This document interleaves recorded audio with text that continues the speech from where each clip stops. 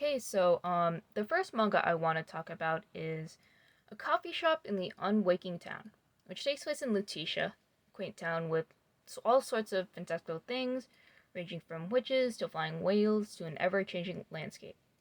Suzume, the main character, finds herself mysteriously transported to the town one day after falling asleep in her bed. She ends up working at a coffee shop called Quatrate for a man named Hokuro.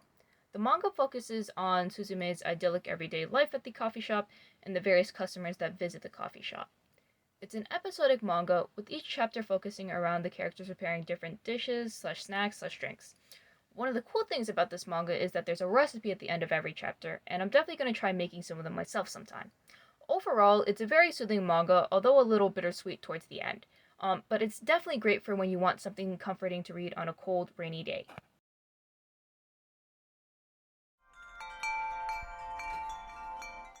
The second manga I want to talk about is Mushishi, a very slow pace, laid back, and atmospheric manga. It's in a world where beings known as Mushi exist. The Mushi are otherworldly beings that exist close to the essence of life, a bit like supernatural microbes. From time to time, problems arise when humans and Mushi come into contact, and this is where the Mushishi, the people who study Mushi, come in.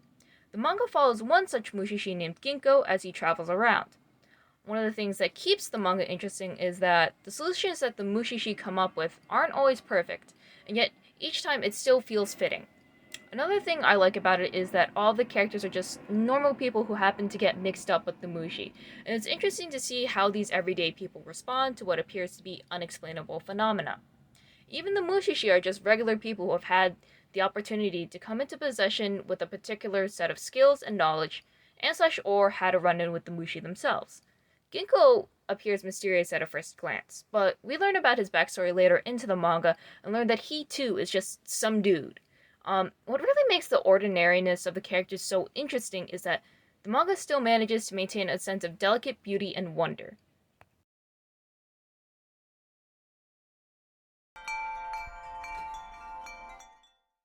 The next manga I'm going to talk about is Land of the Lustrous. This manga is set in a world inhabited primarily by crystalline beings known as the Lustrous, who must fight off cloud-like organisms known as the Lunarians. The Lunarians seek to shatter the Lustrous and use them as decoration.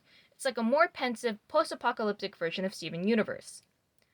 The main character of the manga is called Phosphophilite, or Phos for short. They're the youngest and weakest of the Lustrous. They are extremely brittle and thus not suited to fighting. They're also extremely clumsy, which makes them ill-suited to doing anything else. The manga is mainly about Phos's struggle to become stronger. The art style is rather unique, and the colored pages are very pretty. But what really sticks out to me is how the artist plays with light and shadow. They managed to make the Lustrous look like they're shining, even though most of the manga is monochromatic. Another interesting thing is how the artist twists the art style in unexpected ways. They managed to maintain the sense of elegance, even as they distort certain things. One of the other things I really like about Land of the Lustrous is the way that the visuals interact with the plot. The manga is very heavy on symbolism, especially Buddhist symbolism, but because a lot of it is done visually, it's easier to understand without the manga getting too heavy-handed. And it's still enjoyable even if you don't know too much about Buddhism.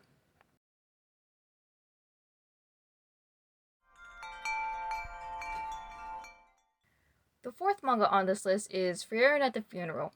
It begins at the end of the classic fantasy adventure. Aizen the warrior, Himmel the hero, Haida the priest, and our main character, Frieren the mage, have just returned from defeating the Demon Lord. They talk about their journey and their plans for what they will do next. Frieren, wanting to learn more about magic, decides to leave the royal capital to wander around. One important thing to note is that Frieren is an elf, while Himmel and Haida are both humans, and Aizen is a dwarf. As an elf, Frieren's lifespan is far longer than that of her friend, and her sense of time mirrors that, so she ultimately ends up returning 50 years later. Frieren comes back to find that her friends have aged significantly, but they all fall back into an easy camaraderie as they reminisce together. Unfortunately, Himmel passes away shortly after. At Himmel's funeral, Frieren begins to cry, having realized that she regrets spending so little time with him. She decides to set out for Oreo, the land where souls rest, in order to speak with Himmel once more. The rest of the manga follows Frieren as she revisits the places she once traveled to with Himmel, Haida, and Aizen on her journey to Ariel. What I like about Frieren at the Funeral is the amount of detail it has. It's a new and refreshing take on fantasy, and the world building is immaculate. For example, it has an interesting take on the development of magic. I also really like the way the manga depicts the interaction of all these different species, especially with the ramifications of different biologies and lifespans, but similar levels of intelligence. The characterization is also pretty detailed, as we get to see all these different sides of the characters, so they never feel static.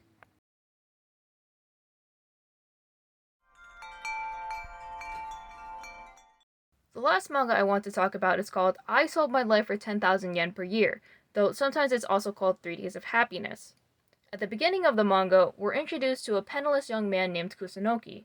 Desperate for money, Kusunoki begins to sell the last of his belongings and, in the process, learns of a shop that buys lifespan. Despite his skepticism, Kusunoki goes to the shop anyways. There, he learns that his life is worth 10,000 yen a year, or approximately $80 a year.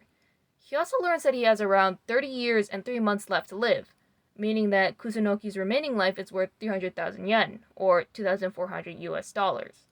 He sells everything but 3 months, and the rest of the manga follows Kusunoki as he tries to figure out how to spend his remaining days. So, this one is pretty short, it's only 16 chapters, but it does a lot with those 16 chapters. If you decide to read this manga, make sure to have a box of tissues on hand. I remember crying the first time I got to the end of this manga.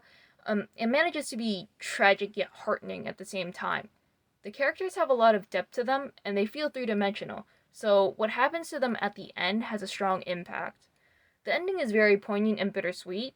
On one hand, it was saddening, but on the other hand, I still felt happy for the characters, and I felt that the ending was fitting. This one you really have to see for yourself what I mean. Alright, so that's everything. Please drop a like and have a good day.